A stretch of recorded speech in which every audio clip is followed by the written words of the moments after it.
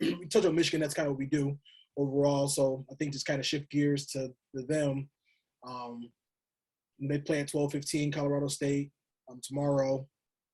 And, I'm a little nervous. We just heard DeVante Jones. He's probably not going – he's not going to suit up. He didn't make the trip. Won't make the trip unless they make it to the round of 32. I mean, obviously, this is a team that we've saw has been up and down. I think I told you they haven't won 2 straight games since, like, early February. Yep. Definitely, happy about the spot we got, not having to play in the play-in. Kind of shocking that we didn't have to play in the play-in. But, the hope is that they're able to, just handle business, survive in advance on Thursday, hopefully get Jones back on Saturday and keep it pushing. So, what are your thoughts on the tourney? Yeah, I guess keep it on Michigan court here. And I would say, if you go back and listen to the last podcast, I said, what would you ask the question, what would you consider a victory season or a good season for Michigan? And, we both kind of argued or debated about whether the Sweet 16 round and getting to that round. And just how that's kind of the first, that's kind of like the cheapest amount of victory you can get during the season. We made the Sweet 16. That, that actually kind of means something. Right. And so I would say I was kind of riding pretty high, and us blowing that, 20-something point lead to Indiana just kind of deflated my bubble a little bit on that. I do still think we can beat anybody, but I also think we can lose or blow a 20-point lead at any point in time as well.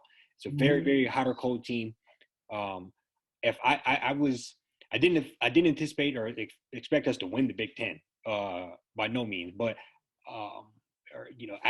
after last weekend, obviously. But I would say I just kind of got a little deflated after that, and maybe let me know. I still would love to get that first game. We almost have to get that first game, or that is going to be a very, very, I think, a bad season.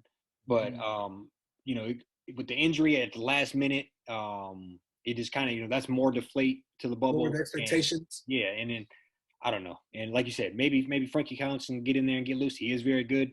He had flashes and moments this year where he looked like he could be the starting point guard. Maybe he should have been a starting point guard at flashes. I believe he's freshman. Yeah, no, he's definitely freshman. I was going to say, I believe he's from Michigan, like Grand Rapids. So, just a local kid. I believe. So I hopefully he can put together a good series of games.